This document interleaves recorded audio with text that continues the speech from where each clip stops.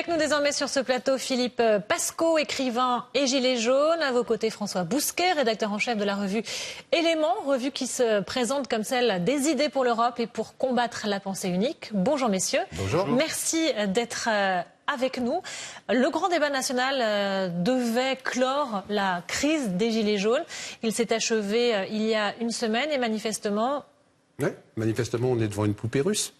C'est-à-dire qu'on a ouvert une poupée russe, puis il y a encore une autre poupée, puis il y a encore une poupée. Le grand débat, pour moi, c'est une boîte Tupperware.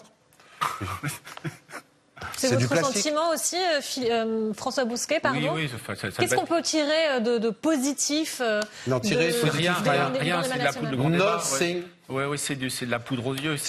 Comme le dit Hamlet, word, c'est des mots. Oui.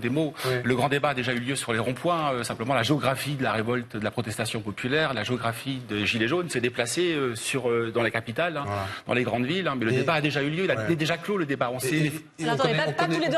connaît les questions et les réponses qu'ils vont nous donner. Et je dirais que le grand débat, je crois qu'il y a un type qui a dit ça il y a pas longtemps, c'est de la poudre de perlimpinpin.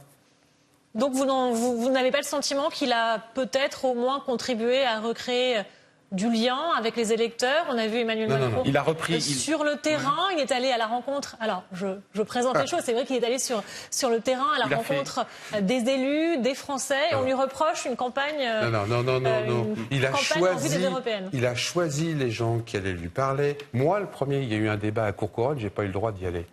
Donc à un moment donné, Et pour quelle raison est-ce que vous n'avez pas eu le droit d'y aller? Parce que je pense que je rentrais pas forcément dans les clous du débat. Ben oui. Donc c'est des shows, c'est de la communication, c'est de la propagande électorale. C'est quelqu'un qui connaît bien le système, qui connaît bien la communication, qui sait comment sourire aux caméras. Mais les résultats de ça, les véritables réussites par rapport aux véritables problèmes, au véritable système que veulent les Gilets jaunes, qu'on veut que ça change. Il n'y a rien eu de fait. Qu'est-ce qu'on va nous proposer? Le vote blanc, chère madame? C'est ça le grand débat? La proportionnelle? C'est ça le grand débat? Un petit peu moins d'argent pour les anciens présidents de la République. C'est ça le grand débat? Supprimer des parlementaires pour qu'ils aient bien peur et qu'ils se taisent. C'est ça le grand débat? C'est pas ça que veulent les Gilets jaunes. C'est pas ça que veulent la France. On veut juste un peu plus d'écoute. On veut moins d'arrogance, moins de mépris. Et le grand débat, il a rien fait d'autre que de l'arrogance, du mépris et ne pas écouter les gens. Voilà le grand débat. C'est aussi votre point de vue, François Bousquet. Est-ce qu'on assiste là, finalement, aussi à une crise institutionnelle? Est-ce que ce qui n'est pas pointé du doigt depuis le début du mouvement des Gilets jaunes, c'est finalement une 5e République avec les pleins pouvoirs pour une seule personne? En tout cas, c'est ce qu'on entend du côté de l'opposition qui mettent ça en question. On l'entend du côté de la majorité. Mais dans tous les cas, c'est les Gilets jaunes. Il y a plusieurs ressorts dans la crise des Gilets jaunes. Il y a un ressort social, il y a un ressort d'insécurité culturelle, mais il y a un ressort politique très puissant. C'est une crise de la représentation. Et on va voir à quel point le grand débat a échoué avec des niveaux d'abstention records, très certainement, qui se dessinent aux européennes, en tout cas dans les catégories populaires, dans la France périphérique et la France périurbaine. Donc, simplement pour revenir sur la question du grand débat, le grand débat a déjà eu lieu dans les assemblées sauvages qui se sont constituées, qui se sont auto-constituées et auto-instituées sur les ronds-points. Il a déjà eu lieu. Il y a déjà des plateformes, il y a déjà des cahiers des charges, des cahiers des doléances. On veut plus de démocratie directe, on veut du RIC.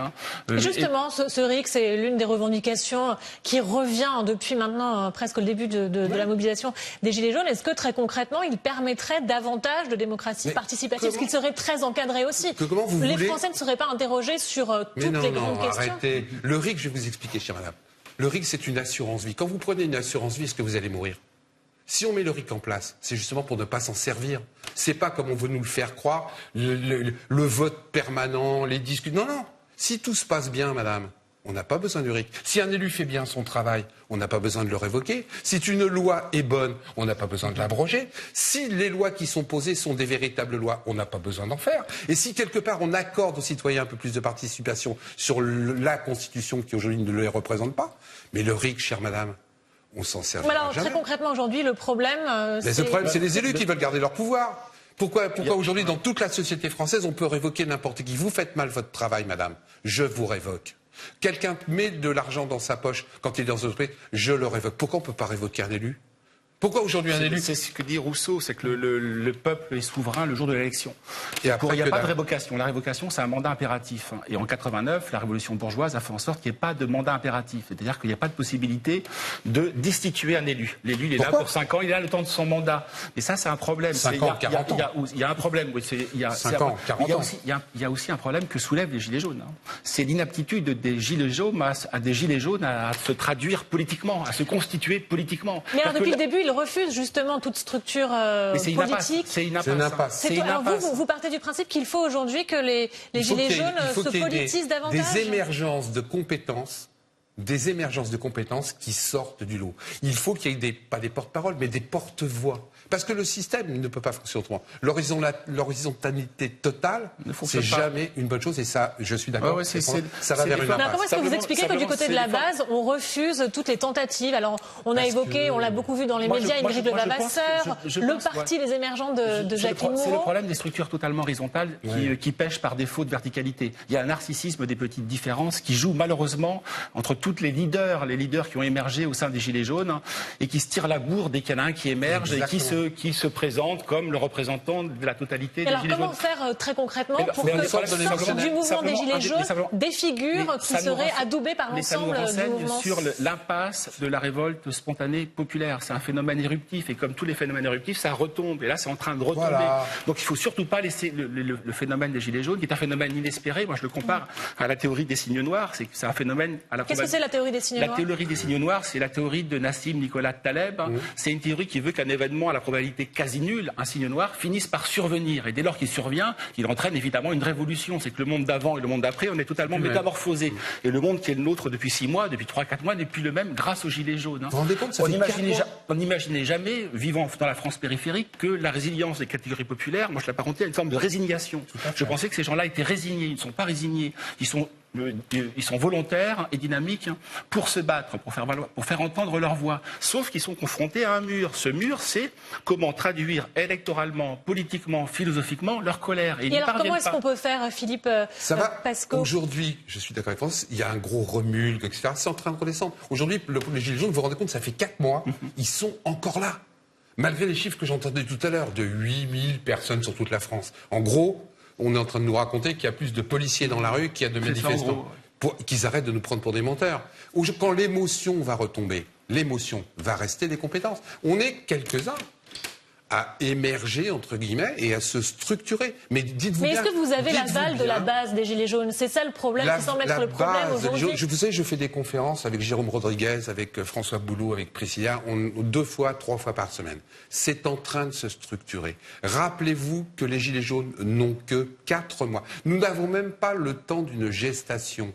Et des gens qui sont ce que j'appelle des DLC. Vous connaissez la DLC, date de péremption périmée, date de limite dépassée, qui sont 40 ans de politique, où ils nous ont rien fait pendant 40 ans, osent nous dire que vous n'arrivez pas à vous structurer, vous êtes nuls, ça fait que 4 mois. Donc ce que vous dites, c'est qu'il faut patienter le temps que le mouvement... Il y a des nouvelles formes de combat. Il y a des nouvelles formes de combat qui sont en train de se monter. Alors c'est vrai que quand vous êtes dans une atmosphère de tension, de répression, c'est difficile. Quand j'entends des gens qui disent que nous sommes que des extrémistes, j'ai entendu quelqu'un sur votre train il y a 2 ou 3 minutes qui disait qu'il n'y avait que des extrémistes, des types du Front National. Vous évoquez les propos du député La République En Marche qui est venu sur Est-ce que j'ai une tête de Front National? Est-ce que j'ai une tête d'extrémiste? François Bousquet, est-ce que vous y croyez, vous, à la structuration et à la perduration du mouvement des Gilets jaunes? Et ce sera le mot de la fin. Elle est indispensable. Sinon, moi, je crois. Elle est indispensable, mais est-ce qu'elle est possible? Alors, elle est toujours très, très difficile. L'histoire, dans la longue durée, la révolte populaire nous renseigne que, globalement, elle a tendance à avorter. Elle n'avorte pas quand elle arrive à se structurer politiquement et quand elle arrive à s'incarner. Et elle ne s'incarne que lorsqu'elle rencontre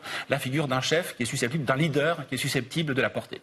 Et alors on suivra ça évidemment avec attention. Merci à tous les deux. Philippe Pascaud, je rappelle que vous êtes écrivain et gilet jaune, même si vous ne le portez pas aujourd'hui, auteur de ce livre Pilleurs de vie, c'est aux éditions Max Milo. Et profitez-en, je connais l'auteur. François Bousquet, rédacteur en chef de la revue Éléments. Merci à